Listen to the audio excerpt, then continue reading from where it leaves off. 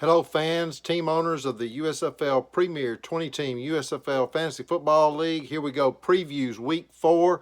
It's difficult to put this together with some of the things that are happening with COVID. Everybody needs to line them up. Everyone can make their best effort. I am watching each and every one of you as commissioner. I want to see you do your best and get lucky and win a game if you are behind the 8 ball. Here we go, the upset of the week, Bulls versus Stars. When I look at Phil Wilfong's team that he's put together along with this trade for Hilaire, looks like Kansas City will probably play. That's the way it's looking right now. But Hilaire can definitely help the Bulls return as Southern Division champs, along with Stafford, Gurley, Lockett, and Thielen. The Bulls are loaded. General Manager Phil Wilfong has definitely put together a winner, but not so fast. The Stars, Michael Lancelotti and Ken Dunnick, these guys are going to align this week. The Stars are going to align and win their first game is my prediction. If the right quarterbacks are in the starting lineup, Watson versus Burrow, I think the Stars can pull this off with Beckham, Burrow, Sanders, and Singletary all having good games. It's a great one to watch. It's my upset of the week. The 0-3 Stars will win their first game. The dog of the week, well, there are no dogs in the USFL. So how about just a good old ass whipping? The Panthers, now that Mahomes looks like he's going to play, Vegas has this game very close. The Panthers led by Mahomes, playing at home. Dalvin Cook's going to play, it looks like, with Minnesota, which was a scare for Mark. Nick Chubb adds more points to the team. And Devontae Parker, I think with a weak Seattle defense, the Miami Dolphins are going to pull off a upset this week. And so it looks like to me the Panthers have got this game. I think this game is over before Sunday night football even begins. So that's the upset and the dog of the week. We move on to 4 even games that I see this week. Pick'em games. Gunslingers in the gold. Gunslingers 1 and 2. Gold 2 and 1. Gunslingers have Hill. Allen Robinson lost Barkley during the season, but they have Tyler Boyd, a nice replacement that Jake shopped in and got. The gold. Michael Rutt officially has turned the gold around after his 3rd year now.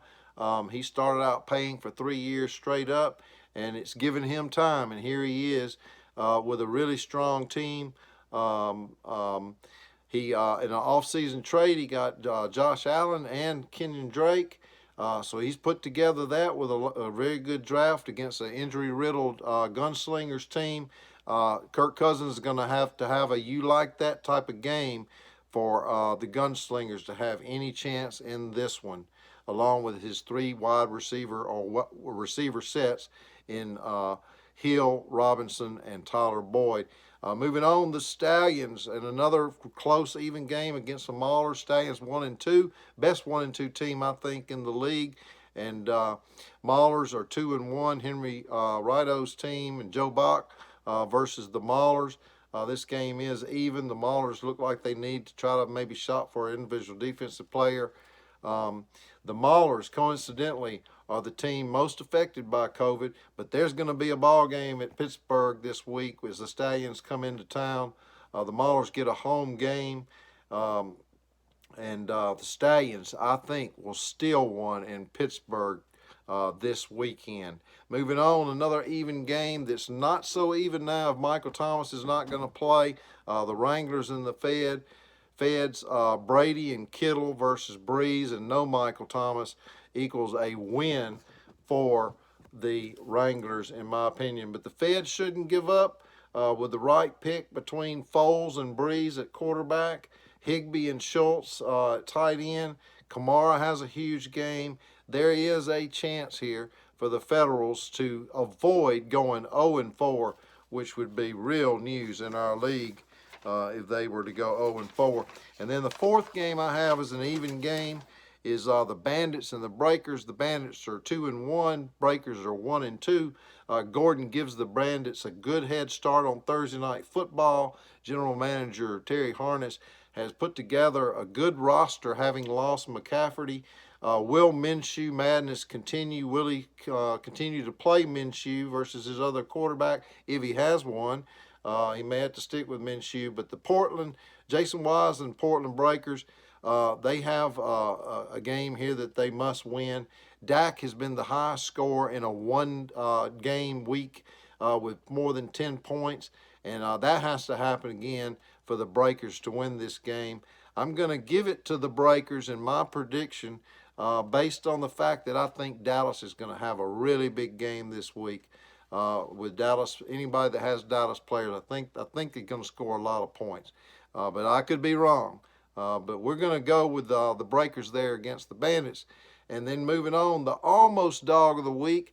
I just almost couldn't call it the dog of the week because I think it's going to end up being a close game and a surprise game. I do think the Invaders are going to take the Generals down this week. The Invaders are going to remain undefeated. They are favored by 7 points over Jose Plaza's Generals.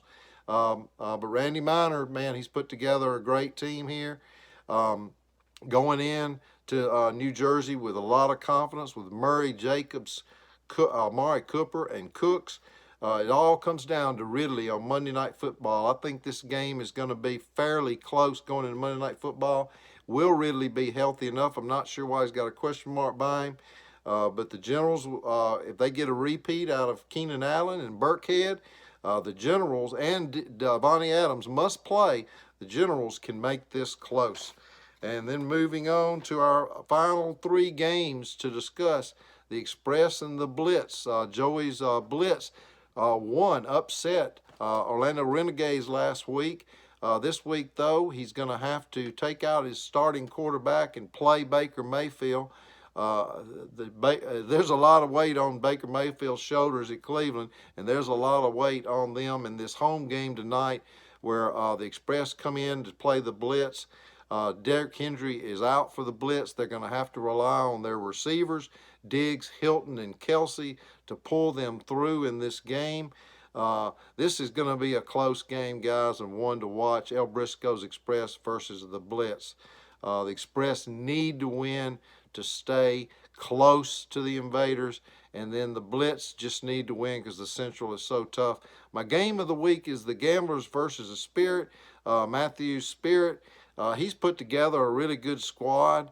They are 2-1. The Gamblers are 2-1. Stacey Atkinson's team, they are a 2-point favorite in this. The Gamblers over the Spirit. The Gamblers got Rodgers, Mixon, Hopkins if he's healthy.